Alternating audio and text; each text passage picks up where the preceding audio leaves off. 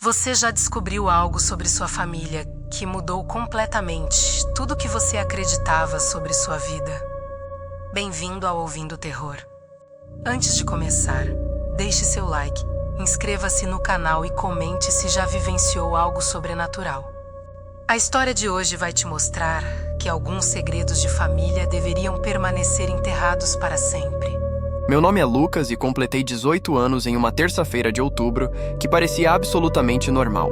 Acordei com minha mãe, Beatriz, preparando meu café da manhã favorito, panquecas com calda de chocolate e cantando parabéns enquanto segurava um pequeno bolo com 18 velinhas acesas. Ela estava com os olhos marejados, como sempre ficava em datas importantes, me abraçou forte e disse que me amava mais que tudo neste mundo. Eu nunca imaginaria que aquele dia marcaria o início do maior pesadelo da minha vida, que aquele abraço carregava tanto medo quanto amor. Minha mãe tinha um olhar estranho naquela manhã, algo que eu não conseguia identificar, uma mistura de tristeza profunda e resignação, como se soubesse que algo terrível estava prestes a acontecer. Durante o dia, percebi que ela estava diferente, mais nervosa que o normal. Deixava cair objetos das mãos trêmulas, olhava constantemente pela janela, como se esperasse alguém chegar a qualquer momento, e verificava as portas e janelas repetidamente para ter certeza de que estavam trancadas. Quando perguntei se estava tudo bem, ela forçou um sorriso e disse que estava apenas emocionada por eu estar me tornando adulto, que era difícil para uma mãe ver o filho crescer tão rápido. Mas havia algo mais naqueles olhos, algo que me deixava inquieto sem entender exatamente o motivo. Ela segurava meu rosto com as mãos e me observava intensamente, como se estivesse memorizando cada detalhe, cada traço, como se fosse a última vez que me veria. À noite, depois que voltei da pequena comemoração com amigos, encontrei minha mãe sentada na sala escura, apenas iluminada pela luz fraca do abajur. Ela tinha uma caixa velha de madeira no colo, algo que eu nunca tinha visto antes em toda a minha vida. A caixa estava coberta de poeira e tinha entalhes estranhos na tampa, símbolos que pareciam muito antigos e incompreensíveis. Quando perguntei o que era aquilo, ela respirou fundo, suas mãos tremendo visivelmente enquanto acariciava a superfície da caixa. Disse que precisávamos conversar, que havia algo que eu precisava saber agora que tinha completado 18 anos.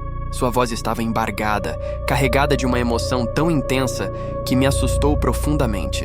Sentei-me ao seu lado no sofá, meu coração começando a bater mais rápido sem entender o motivo. Minha mãe abriu a caixa lentamente, revelando fotografias antigas, documentos amarelados pelo tempo e objetos estranhos que eu não reconhecia.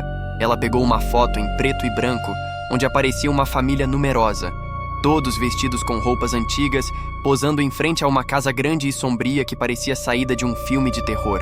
Apontou para uma menina pequena na foto e disse que era ela, com apenas 6 anos de idade. Então apontou para os outros membros da família e começou a me contar uma história que faria meu sangue gelar e mudaria para sempre tudo o que eu pensava saber sobre minha origem, sobre quem eu realmente era. Minha mãe começou me contando sobre nossa família, os Silva, que há mais de 200 anos carregava uma maldição terrível. Tudo começou com meu tataravô, Joaquim Silva, que, segundo a história familiar, teria feito um pacto sombrio para conseguir riqueza e poder. Ele era um homem pobre e desesperado, que trabalhava nas plantações de uma região rural, vendo sua família passar fome enquanto outros prosperavam ao redor. Em uma noite de desespero, teria invocado forças obscuras em uma encruzilhada, oferecendo algo em troca de fortuna.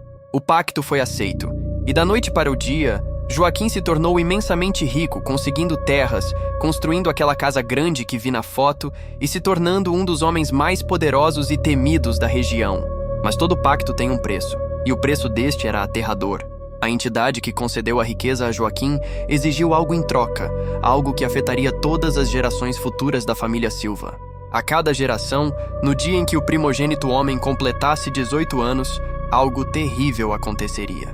Minha mãe pausou aqui, suas mãos tremendo tanto que precisou colocar a foto de volta na caixa. Ela me olhou com lágrimas escorrendo pelo rosto e disse que todos os primogênitos homens da nossa família, sem exceção, desapareciam na noite de seu 18º aniversário. Simplesmente sumiam sem deixar rastro, como se tivessem sido arrancados da realidade e nunca mais eram encontrados. Meu avô, meu bisavô, meu tataravô, todos desapareceram exatamente nesta idade. Senti meu estômago revirar enquanto processava aquela informação. Perguntei sobre meu pai, que segundo minha mãe tinha morrido em um acidente de carro quando eu tinha apenas 2 anos. Ela baixou a cabeça, incapaz de me olhar nos olhos, e confessou que tinha mentido sobre isso durante todos esses anos. Meu pai Daniel não tinha morrido em acidente algum. Ele tinha desaparecido na noite do 18º aniversário dele, muito antes de eu nascer. Minha mãe estava grávida de 3 meses quando isso aconteceu. Ela acordou no meio da noite e ele simplesmente não estava mais na cama, não estava em lugar algum da casa. Suas roupas, seus pertences, tudo permaneceu para trás, mas ele tinha evaporado como fumaça, sem explicação, sem despedida. Tentei me levantar, sentindo as pernas fracas, negando aquela história absurda que minha mãe estava me contando. Disse que aquilo não fazia sentido, que tinha que ser algum tipo de piada de mau gosto, que maldições não eram reais. Mas minha mãe pegou mais fotos da caixa e começou a me mostrar uma por uma. Eram dezenas de fotos de homens jovens, todos com exatamente 18 anos, todos membros da família Silva em diferentes épocas. Ela tinha documentado tudo, guardado cada pedaço de evidência da maldição que assombrava a nossa linhagem. Havia também recortes de jornal antigos, reportagens sobre desaparecimentos misteriosos, investigações policiais que nunca chegaram a lugar algum. A evidência era esmagadora e aterrorizante, e eu não podia mais negar o que estava vendo diante dos meus olhos. Minha mãe passou as próximas horas me contando detalhadamente sobre cada homem que tinha desaparecido. Começou pelo meu bisavô, Roberto Silva, que desapareceu em 1953. Segundo os relatos que ela tinha guardado, Roberto estava comemorando seu aniversário de 18 anos com a família quando, por volta das 23 horas, disse que ia ao quintal buscar algo. Nunca mais voltou. A família procurou por ele durante dias, semanas, meses. Vasculharam toda a propriedade, os bosques ao redor, interrogaram vizinhos e conhecidos. A polícia abriu investigação, mas não encontrou nenhuma pista. Era como se ele tivesse simplesmente deixado de existir no momento em que cruzou a porta dos fundos da casa. O único detalhe estranho que encontraram foi uma marca queimada no chão do quintal, em formato circular, onde a grama nunca mais cresceu. Depois me contou sobre meu avô, Fernando Silva, que desapareceu em 1978. Fernando conhecia a história de seu próprio pai, sabia da maldição e estava apavorado quando seu 18º aniversário se aproximava. Minha bisavó tentou de tudo para protegê-lo. Consultou padres, benzedeiras, até mesmo pessoas que praticavam religiões alternativas, buscando desesperadamente uma forma de quebrar a maldição. No dia do aniversário, trancaram Fernando em seu quarto, com a família inteira montando guarda do lado de fora da porta. Mas mesmo assim, quando o relógio marcou meia-noite, ouviram um grito vindo do quarto. Arrombaram a porta e o encontraram vazio. A janela estava trancada por dentro. Não havia nenhuma outra saída, mas Fernando tinha sumido. As marcas de garras na parede e o cheiro forte de enxofre que impregnava o cômodo eram os únicos vestígios de que algo terrível tinha acontecido ali. A história do meu pai foi ainda mais perturbadora porque minha mãe tinha vivenciado aquilo diretamente. Daniel sabia sobre a maldição desde criança. Sua própria mãe havia contado quando ele tinha 15 anos, preparando-o mentalmente para o que poderia acontecer. Ele e minha mãe se conheceram no colégio e se apaixonaram profundamente, mas ele sempre foi honesto com ela sobre o legado sombrio da família. Disse que provavelmente não viveria para ver seu 19º aniversário, que ela deveria esquecer dele e seguir sua vida. Mas minha mãe o amava demais e decidiu ficar, acreditando que juntos poderiam encontrar uma forma de quebrar a maldição.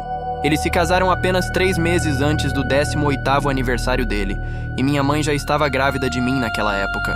Na noite fatídica, Daniel preparou tudo. Escreveu cartas de despedida, organizou documentos, tentou deixar tudo arrumado caso desaparecesse.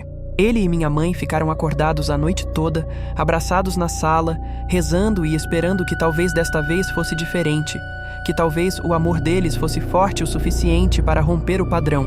Mas quando o relógio marcou 3h33 da manhã, minha mãe sentiu os braços dele afrouxarem ao redor dela. Quando abriu os olhos, estava abraçando o vazio. Daniel tinha desaparecido de seus braços, literalmente evaporado enquanto a segurava. Ela gritou, procurou por toda a casa desesperadamente, mas ele tinha ido para o mesmo lugar desconhecido onde todos os outros homens Silva antes dele tinham ido. E agora, 18 anos depois, era minha vez de enfrentar o mesmo destino aterrador. Depois daquela revelação devastadora, não consegui dormir pelo resto da noite. Fiquei na sala com minha mãe, olhando obsessivamente para todas as fotos, lendo todos os documentos antigos, tentando encontrar alguma pista de como quebrar aquela maldição. Tinha que haver uma forma. Alguém na família deveria ter encontrado uma solução em 200 anos. Mas quanto mais eu lia, mais desesperador ficava. Gerações inteiras tinham tentado de tudo, desde rituais religiosos até mudanças de nome e localidade, mas nada jamais funcionou. A maldição sempre encontrava seu alvo, não importava onde ele estivesse ou o que fizesse. Era como se fosse uma dívida cósmica que precisava ser paga, um contrato assinado há séculos que ainda tinha validade. Nos dias seguintes, minha mãe e eu visitamos a antiga casa da família, aquela que aparecia na foto em preto e branco. O lugar estava abandonado há décadas, coberto de vegetação, com janelas quebradas e paredes descascando. Mas mesmo em ruínas, a casa emanava uma energia sombria e opressora que me fazia querer sair correndo. Entramos com cuidado, nossos passos ecoando no silêncio pesado. Minha mãe me levou até o porão, um lugar úmido e escuro que cheirava a mofo e decomposição. No centro do porão havia um círculo gravado no chão de pedra, com símbolos idênticos aos que estavam entalhados na caixa de madeira. Este era o lugar onde Joaquim tinha feito o pacto original, onde tudo começou. Fiquei ali parado, olhando para aquele círculo enquanto sentia uma presença invisível ao meu redor. O ar ficou mais frio, e ouvi sussurros vindos de todas as direções. Vozes sobrepostas dizendo palavras que eu não conseguia entender completamente. Minha mãe me puxou pelo braço, dizendo que precisávamos sair dali imediatamente, que aquele lugar era perigoso e tinha uma energia maligna que nos fazia mal. Quando estávamos subindo as escadas do porão, olhei para trás e vi por um breve segundo uma sombra enorme e disforme se movendo no escuro. Algo que definitivamente não era humano. Corremos para fora da casa e só paramos quando estávamos de volta ao carro, ofegantes e aterrorizados. Minha mãe estava pálida como papel, suas mãos tremendo tanto que mal conseguia segurar a chave do carro. Decidimos procurar ajuda profissional, alguém que entendesse de maldições e forças sobrenaturais. Visitamos 3 médiums diferentes nos dias seguintes e todos tiveram a mesma reação quando ouviram nossa história. Diziam que podiam sentir algo escuro e poderoso conectado a mim, uma presença antiga que estava esperando o momento certo. Uma das médiums, uma senhora idosa chamada Dona Conceição, entrou em transe quando tocou minha mão.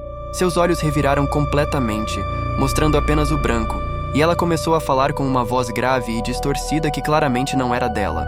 A voz disse que o pacto era eterno, que não poderia ser quebrado por meros mortais, que eu pertencia a ele assim como todos os Silva antes de mim pertenceram. Quando a médium voltou ao normal, ela estava chorando e me implorou que buscasse proteção espiritual, que rezasse e mantivesse minha fé forte, pois era a única coisa que poderia me ajudar mesmo que não pudesse me salvar completamente.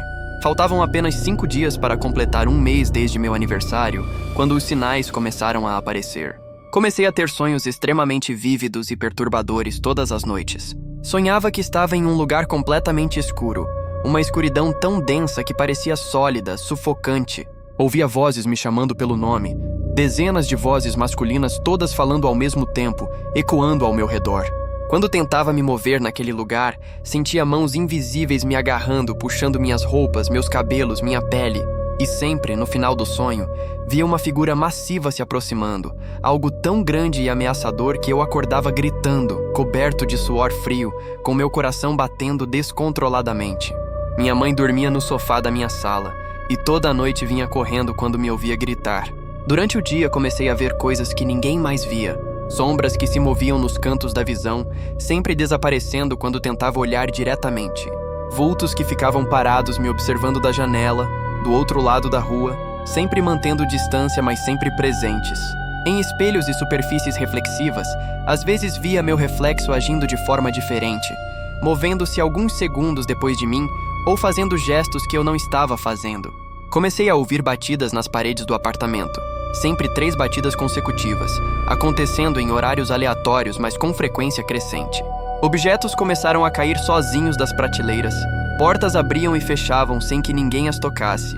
Luzes piscavam constantemente mesmo depois de trocarmos todas as lâmpadas e verificarmos a fiação elétrica. Minha mãe notou que eu estava ficando cada vez mais pálido e magro, com olheiras profundas marcando meu rosto. Eu simplesmente não conseguia comer. Toda a comida tinha gosto de cinzas na minha boca e meu apetite tinha desaparecido completamente. Perdi quase 8 quilos em apenas 2 semanas. Meu corpo doía constantemente, uma dor difusa que parecia vir de dentro dos ossos, e minha energia estava completamente drenada. Dormia poucas horas por noite devido aos pesadelos, e durante o dia ficava em estado de alerta constante, esperando que algo terrível acontecesse a qualquer momento. Meus amigos tentaram me visitar algumas vezes, preocupados com meu sumiço repentino, mas eu os afastei, incapaz de explicar o que estava acontecendo, com medo de que a maldição de alguma forma os afetasse também. No 23º dia após meu aniversário, algo ainda mais assustador aconteceu. Acordei no meio da noite e percebi que não estava mais no meu quarto. Estava em pé no meio da sala, completamente nu, com marcas estranhas desenhadas na minha pele com algo que parecia sangue seco. Não tinha nenhuma memória de como cheguei ali ou quem tinha feito aquelas marcas. As marcas formavam símbolos complexos no meu peito, braços e pernas, símbolos idênticos aos que vimos gravados no chão da casa abandonada. Minha mãe me encontrou assim, gritou horrorizada, e me envolveu em um cobertor rapidamente. Tentamos lavar as marcas, mas elas não saíam com água e sabão, pareciam tatuadas na pele. Fomos ao hospital, mas os médicos não conseguiam explicar do que eram feitas ou como tinham aparecido ali. Disseram que pareciam queimaduras em padrão muito específico, mas isso era impossível, já que eu não sentia dor e não havia sinais de lesão na pele, além da coloração escura dos símbolos. Foi na 25ª noite que finalmente vi a entidade responsável pela maldição. Estava deitado na cama, tentando dormir apesar do medo constante, quando senti o quarto ficar gelado repentinamente. Minha respiração se tornou visível no ar congelado e percebi que não conseguia me mover, estava completamente paralisado. Uma presença entrou no quarto e, embora não pudesse virar a cabeça, sentia que algo estava ali, algo enorme e antigo que fazia o ar ao redor vibrar com sua energia. Então ouvi uma voz profunda e retumbante como trovão, falando diretamente dentro da minha mente. A voz não usava palavras exatamente, mas de alguma forma eu entendia perfeitamente o que estava sendo comunicado. Ela se apresentou como um coletor de dívidas, uma entidade que existia para garantir que pactos fossem cumpridos. A entidade começou a me explicar os detalhes do pacto que Joaquim tinha feito há tantos anos. Joaquim não tinha apenas pedido riqueza para si mesmo, mas tinha oferecido algo em troca que garantiria prosperidade para sua família por gerações. O preço era que todo primogênito homem, ao atingir a maturidade de 18 anos, seria levado para servir a entidade em outra dimensão.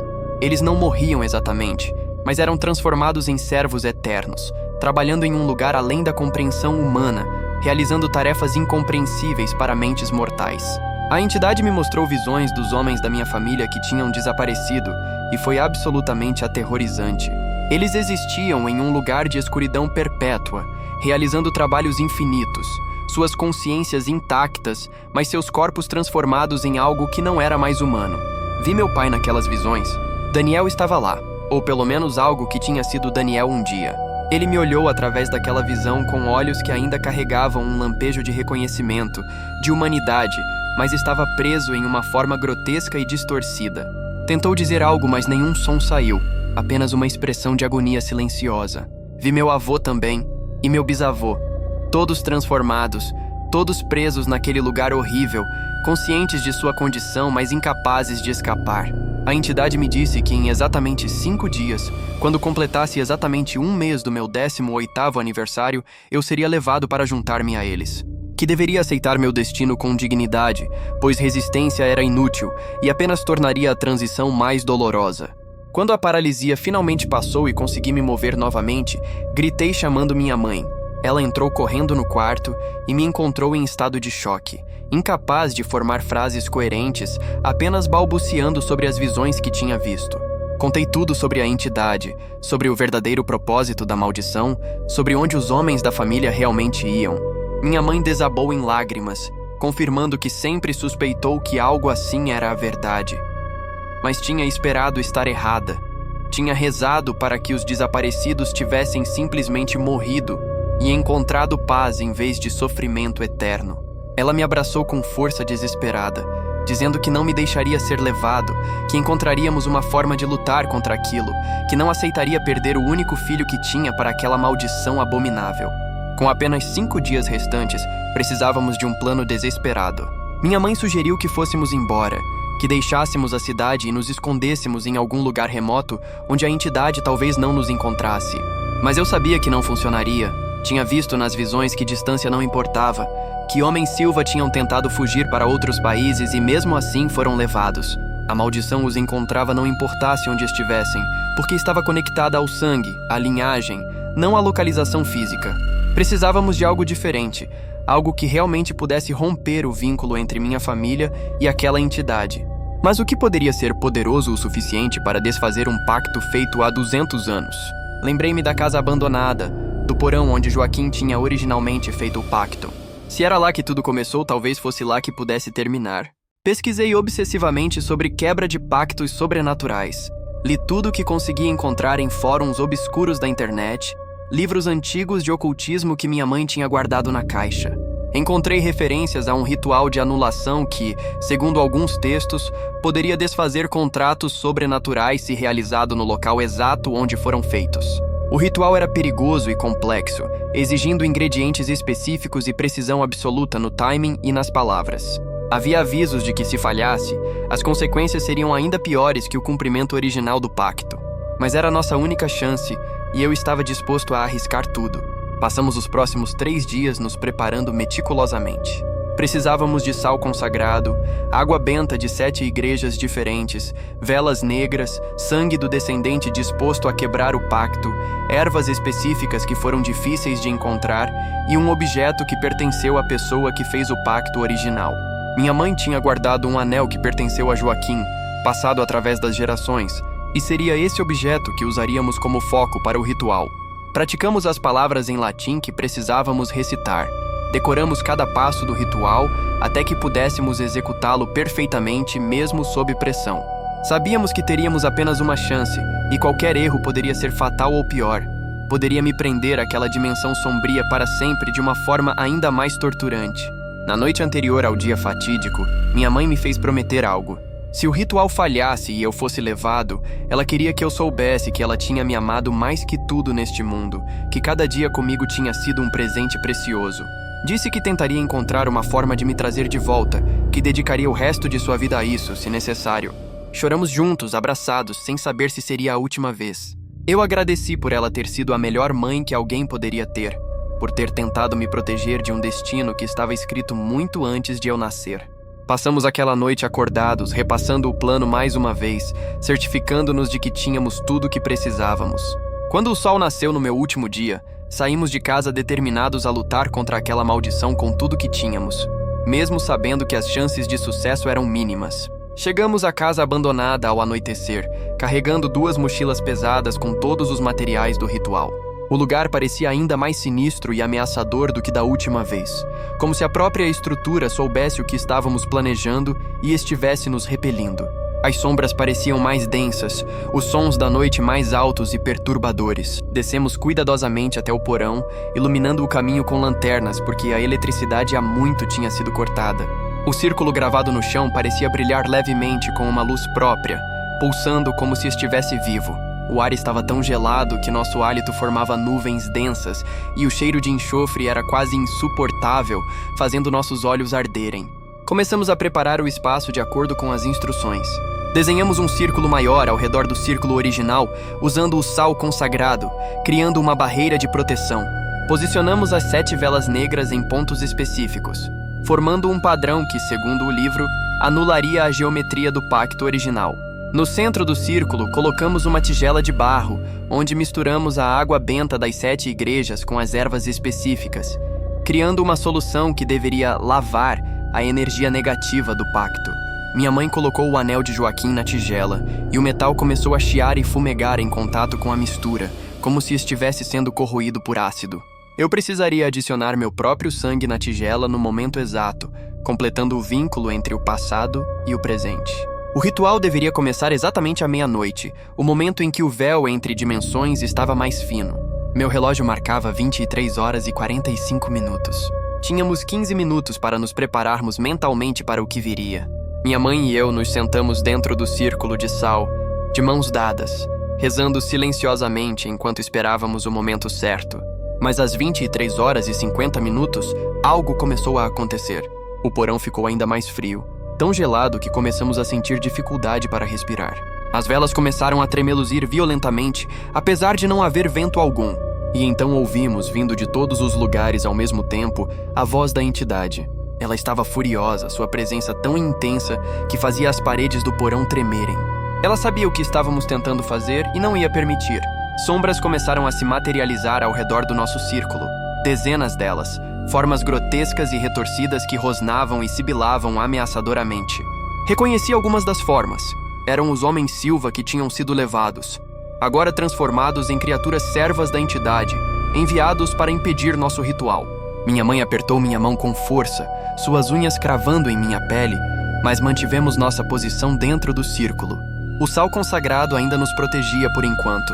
Quando o relógio marcou exatamente meia-noite, comecei a recitar as palavras em latim, minha voz tremendo, mas determinada. Peguei a faca ritual e cortei minha palma profundamente, deixando meu sangue pingar na tigela. O líquido começou a borbulhar e emitir uma luz intensa e dourada, e as criaturas ao redor recuaram, como se queimadas pela luz. A entidade se manifestou completamente quando meu sangue tocou a mistura. Uma forma colossal se materializou no porão, tão grande que sua cabeça atravessava o teto, existindo parcialmente em nossa dimensão e parcialmente em outra. Tinha uma forma vagamente humanoide, mas distorcida e alongada de maneiras impossíveis, com membros demais e uma face que mudava constantemente, nunca mantendo a mesma configuração por mais de segundos. Seus olhos, porém, permaneciam constantes. Eram buracos negros profundos que pareciam sugar a luz ao redor. E quando olhavam para mim, sentia como se minha alma estivesse sendo puxada para fora do meu corpo. A criatura rugiu, um som tão grave e potente que rachaduras apareceram nas paredes de pedra do porão e pedaços de concreto começaram a cair do teto. Continuei recitando as palavras do ritual, minha voz ficando mais alta para competir com o barulho ensurdecedor da entidade. Minha mãe segurou minha mão sangrando e começou a recitar comigo, nossas vozes se unindo em uma harmonia desesperada. A tigela no centro do círculo começou a brilhar cada vez mais intensamente, a luz dourada expandindo e formando um escudo ao nosso redor. As criaturas que cercavam nosso círculo começaram a gritar em agonia quando a luz as tocou, suas formas se dissolvendo como fumaça. Mas a entidade principal parecia ficar mais furiosa a cada segundo, seus membros impossíveis se estendendo em nossa direção, tentando atravessar a barreira de luz. Quando tocava o escudo, havia uma explosão de faíscas e um cheiro terrível de carne queimada. Mas ela não desistia, atacando repetidamente com força crescente. No momento crítico do ritual, quando precisava pronunciar as palavras finais de anulação, a entidade fez algo inesperado. Ela assumiu a forma do meu pai, Daniel, perfeita em cada detalhe. Olhou para mim com os olhos dele, falou com a voz dele, implorando que eu parasse, dizendo que se eu completasse o ritual, todos os homens Silva presos naquela dimensão seriam destruídos completamente, incluindo ele. Que eu tinha a chance de salvar a mim mesmo, mas condenaria meu pai, meu avô, todos os ancestrais à aniquilação total. Hesitei por um segundo, olhando para aquele rosto que era idêntico às fotos que minha mãe me mostrou. Mas então minha mãe apertou minha mão ainda mais forte e gritou que aquilo não era Daniel, que era apenas um truque desesperado da entidade, que eu precisava ser forte e completar o ritual. Fechei meus olhos e gritei as palavras finais com toda a força que tinha nos pulmões. A tigela explodiu em uma coluna de luz dourada que subiu direto até o teto, perfurando-o e se estendendo para o céu noturno. O anel de Joaquim dentro da tigela derreteu completamente, virando um líquido brilhante que espalhou pelo chão do porão, seguindo os sulcos do círculo original e preenchendo-os com luz. A entidade soltou um berro de fúria e dor tão intenso que sentimos nossos tímpanos estourarem, sangue escorrendo dos nossos ouvidos. As marcas que tinham aparecido na minha pele começaram a queimar intensamente, brilhando com luz própria antes de desaparecer completamente, como se estivessem sendo apagadas da realidade. O círculo gravado no chão começou a rachar e se desfazer. 200 anos de poder sombrio sendo desfeitos em segundos. A explosão de luz foi tão intensa que perdemos a consciência. Quando acordei, já era manhã e o sol entrava pelas janelas quebradas do porão. Minha mãe estava deitada ao meu lado, acordando lentamente também, ambos cobertos de poeira e detritos. O porão estava completamente diferente. Não havia mais nenhuma sensação de opressão ou presença maligna. O círculo no chão tinha sido completamente destruído. Apenas marcas irregulares permaneciam onde antes havia símbolos gravados profundamente. A tigela estava em pedaços e não havia nenhum vestígio do anel de Joaquim. Verificamos um ao outro procurando ferimentos graves. Mas além da perda de audição temporária e alguns cortes superficiais, estávamos relativamente bem. Olhei para minhas mãos e vi que a marca na palma onde me cortei tinha cicatrizado completamente, como se a ferida tivesse semanas em vez de horas. Saímos do porão lentamente, apoiando um ao outro, nossas pernas ainda fracas. Quando chegamos do lado de fora da casa, o dia estava ensolarado e bonito. Pássaros cantavam nas árvores ao redor, uma brisa suave soprava trazendo o cheiro de flores. Era como se a natureza estivesse celebrando a quebra da maldição. Sentamos na grama do jardim abandonado, simplesmente respirando o ar fresco e processando o que tinha acontecido. Minha mãe me abraçou e chorou de alívio, repetindo que tínhamos conseguido, que eu estava salvo, que a maldição tinha sido quebrada. Mas havia uma tristeza profunda misturada com o alívio, porque sabíamos que meu pai e todos os outros homens Silva tinham sido destruídos junto com a entidade. Eles não retornariam, não poderiam ser salvos. Sua libertação veio na forma de extinção completa. Nos dias seguintes tentamos voltar à normalidade, mas nada era realmente normal depois de tudo que vivemos. Minha audição voltou gradualmente e os pesadelos pararam completamente. Não havia mais sombras me seguindo. Não havia mais sussurros ou batidas nas paredes. O apartamento voltou a ser apenas um apartamento, sem nenhuma energia estranha ou presença sobrenatural. Fisicamente, comecei a me recuperar rapidamente, ganhando peso de volta e recuperando as cores. Mas emocionalmente, carregava o peso de saber que tinha encerrado uma linhagem de sofrimento, mas também tinha apagado qualquer chance de meu pai e meus ancestrais algum dia serem realmente salvos. Minha mãe me garantiu repetidamente que eu tinha feito a escolha certa, que destruição completa era melhor que sofrimento eterno. Mas a culpa ainda me assombrava. Alguns meses depois, decidimos vender a antiga casa da família. Nenhum de nós queria manter aquele lugar que carregava tanto sofrimento e memórias terríveis.